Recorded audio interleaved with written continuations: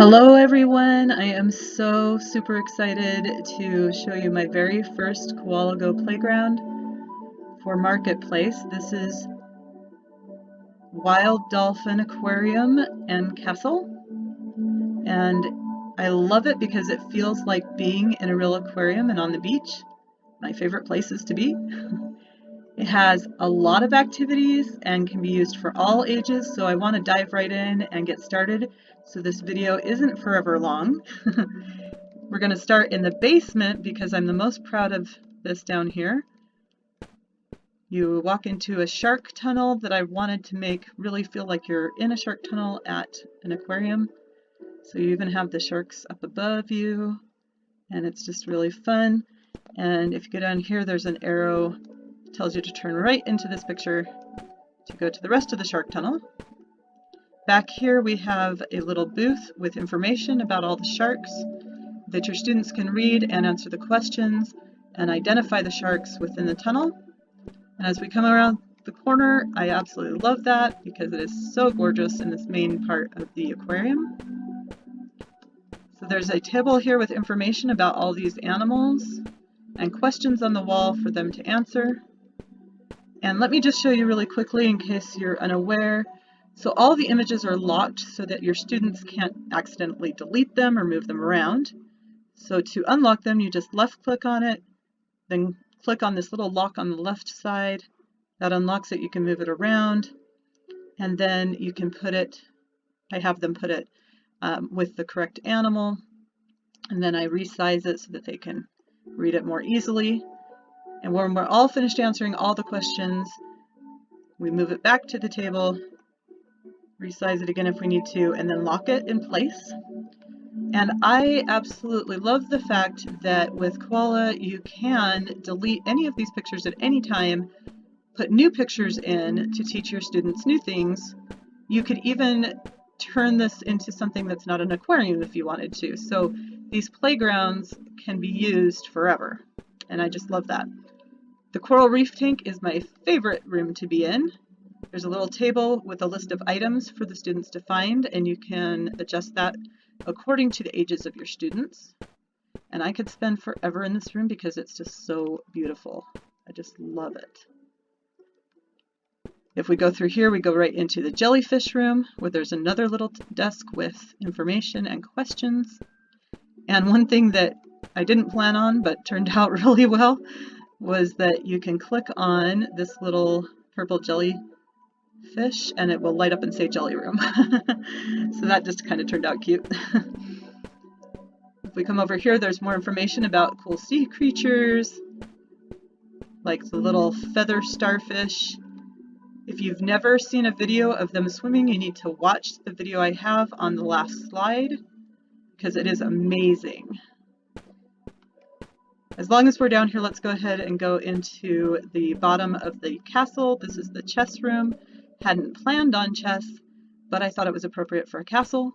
So if you're doing chess club or just want to teach your kids chess because it helps them learn more, this is perfect for you. We have the rules for the moves for each piece on the wall to remind them, and then you can actually play the game with them. The way you move your pieces is just by left clicking on a piece, unlocking it, going down here to the bottom, putting a block in, and the space that you want to move the piece to, and then moving your piece to the front of that block, locking it in place, and deleting the block. So it takes a few seconds just to move it, but you can actually play chess with them. Right here through this quote by my 6th grade student, we have a little secret passageway that is also a game board. And I love shells, so I love how beautiful it is in here. The little shells on the floor are the squares for the game, and there is an easy way or a difficult way, so you can have a shorter game or a longer game, depending on what you want. To get out this way, they break down the wall and then just replace it. And there's information for each of these shells that are in the little cubby holes, so they can read that and you can ask them questions. If you take the longer way, it's not really more difficult, it's just longer. It has more information about more shells, and it brings them out to the beach. I always give my kids gems for answering questions correctly and for winning the games, and they usually win the games because the dice are in their favor. So that works out well. So if you have ESL students, for example, there are things that you can have them identify here on the beach, like this turtle nest. And we have a little tide pool over here they can actually go into, and they can identify the sea life in there. The stairs to the chess room are right here on the outside, so I just wanted to point that out. And if we come into the throne room, I just want to show you the gorgeous view because that's one of my favorite parts. It looks so real. And we also have a little garden room area over here. I left that mostly blank so that you can use this huge wall right here to do whatever activities you want to. And then if we come upstairs, there's a cute little classroom with movable letters and numbers, so you can have your kids do math problems, spell words and sentences, and then there's a secret little way to get down faster over here. And now I'll show you the rest of the aquarium. This is actually the front of the aquarium. And as we go in here, we have a ticket desk to the right, and we have a photo wall to the left where you can actually take a screenshot of your student's avatar standing in front of it. Wanted to make it as realistic as possible for kids who've never been to an aquarium before. So we have a dolphin tank right here. You can always move those dolphins around so they're not in the same place every time.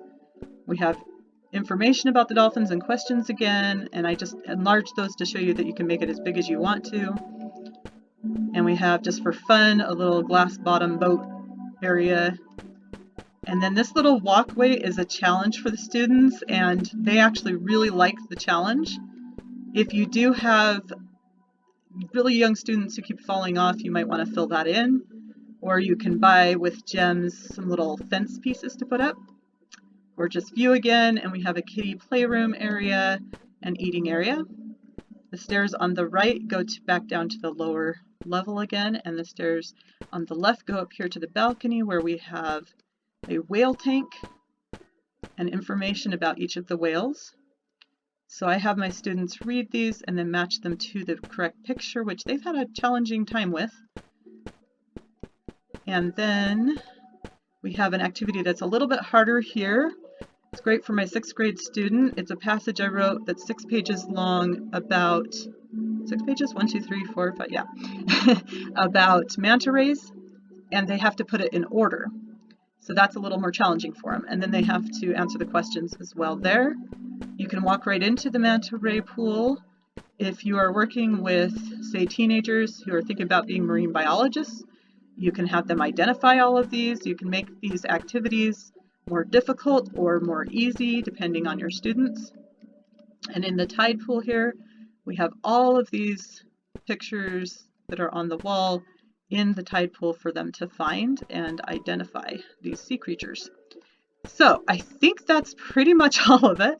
I just want to make a note real quick about if you do make playgrounds to sell for Koala, because I don't want anyone to get in trouble, including Koala, because I love them, that if you use Canva, my understanding is you can use the free pictures for anything, as much as you want.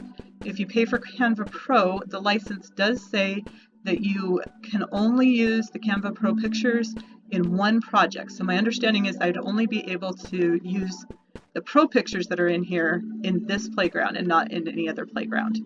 If I'm wrong about that, please correct me, but that is my understanding. So here are the slides. They basically just tell you the activities that you can do in here and then give you those YouTube links to the videos.